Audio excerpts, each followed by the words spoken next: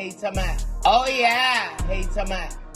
Good evening, football fans. My name is Patrick Seals, and welcome to the Week 7 edition of the SEC Runback, baby. That's right, it is Week 7 of the SEC Runback. We've already had a whole bunch of games played here today, man. It's time to talk about some college football that happened around the nation. Know what I'm talking about? So let's go ahead and kick it off with the number one team in the nation that is still undefeated, and they just picked up their 24th win consecutively. They just broke a record that, let's talk about it now. The Georgia Bulldogs just took on the Vanderbilt National, whatever they is.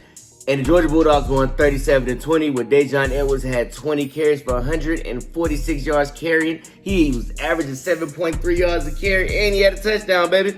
Carson Beck, of course, didn't have the best game of his whole career, but he did have 29 completions for 39 attempts. He had 261 yards passing, a touchdown, and an interception. He did throw an interception today that looked like it was going to get ran back, but at the last second, we played defense and prevented that pick six from happening. Georgia Bulldogs remain undefeated. I'm not going to lie. Everybody wants to get on Carson Beck's case and make claims that we need to bench him, do this, that, and the third. I'm just happy that we're winning. We are winning.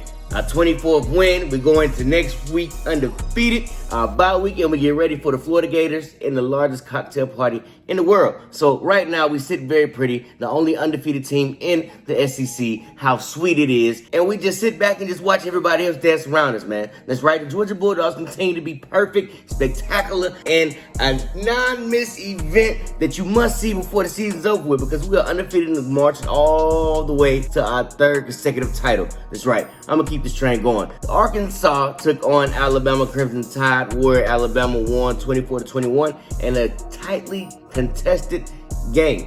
Jalen Milroe had 10 completions for 21 attempts. He had 238 yards passing and 2 touchdowns.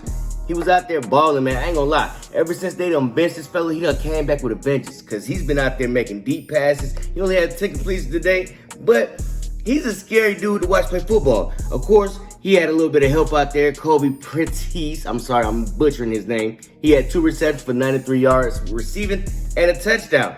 Jalen Milroe, like I said, ever since he came back from being benched about a couple weeks back, he's been playing good football, man. He's been playing solid football. He's a scary person to watch play football, because he can run very, very fast, and he can throw the ball very, very far. So it'll be exciting to watch what happens once we get to the SEC Championship and see if Georgia plays Alabama, and see how Georgia is able to corral this Jalen Milroe character, because I like him. I'm not gonna lie. I very much like this dude. Texas A&M took on Tennessee, where Tennessee won 20-13. Jalen Wright had 19 carries for 136 yards rushing, and he was in Knoxville. It was in enemy territory this past Wednesday. And I didn't see anybody wearing red up there. Everybody was wearing orange or gray or some of them such. Nobody was wearing red, which is kind of funny, because you need red to make orange. But yet, in Knoxville, Tennessee, nobody wears red. All right. The Florida Gators took on the South Carolina Gamecocks, where the Florida Gators won 41-39. Graham Mertz went off. SEC alert right here. He had 30 completions for 48 attempts. He had 423 yards passing and 3 touchdowns. Man, he was balling with the ball in his hands, but he did have some help out there. His main target today, Ricky Parcell, I'm probably butchering his name too.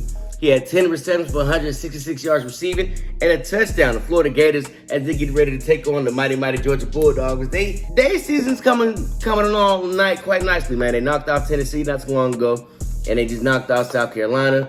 And it looks like they're going to be ready to play the Georgia Bulldogs in about 2 weeks' time, man. Graham Mertz, he put up big boy numbers today. 400 passing yards. That's balling, man. That's better than what you did against Utah.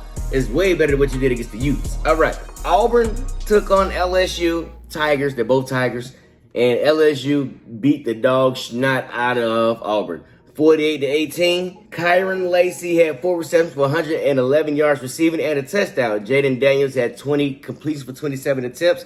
He had 325 yards passing, 3 touchdowns, and an interception. Jaden Daniels only had 7 incompletions this whole game, man. He was balling out there. Now, Logan Diggs, he had 18 carries for 97 yards rushing. He was averaging 5.4 yards a carry and a touchdown, man. LSU Tigers, I don't know why they always do this. They always start slow, and then they pick it up and just start steamrolling over everybody all the way to the SEC Championship. Because I'm going to tell you this. If they beat Alabama, I am going to be very, very scared of this LSU team. Because Jaden McDaniels, This dude is a beast, man. He's scared in Jalen Milroe because he's fast and he's accurate. Jaden McDaniels is very, very accurate. He can make those short passes. He's long and lanky, and he's very, very athletic, man. Talk about fast. That Alabama and LSU matchup, that's going to be the matchup of the century coming up in a couple weeks' time. All right, last game, Missouri took on Kentucky. Surprise, surprise, when Missouri won 38-21. Kentucky coming off their first L of the season against the Georgia Bulldogs. They look to rebound. Unfortunately, they don't get it done. I'm sorry, Kentucky. You don't get to see a W in your win column. But Missouri, you did play some strong, excellent defense, man. You had 4 sacks today. You had 6 tackle for losses. You had 2 interceptions and a fumble recovery. Missouri defense was out there flying around, man. They was preventing. I'd probably say Kentucky didn't even have 150 yards rushing or passing today. They didn't do anything. And the only people who did have a bye weeks were those Mississippi teams, Ole Miss and Mississippi State. So that was the SEC in a nutshell of the week, So I'm going to say the most impressive player of the week is Graham Mertz with the 423 yards. And, of course, I would like to see the Georgia Bulldogs play a complete solid game. But nevertheless, we're still undefeated, 7-0. Only undefeated team in the SEC. So I can't complain about that at all. Next week, Georgia has a bye week. But then we still have Alabama versus Tennessee and the third Saturday in October.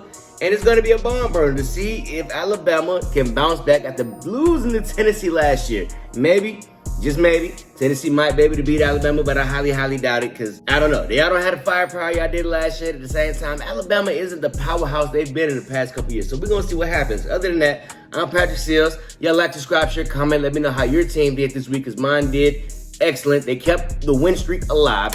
I'm Patrick Seals. I'll see y'all when I see y'all, man. Peace.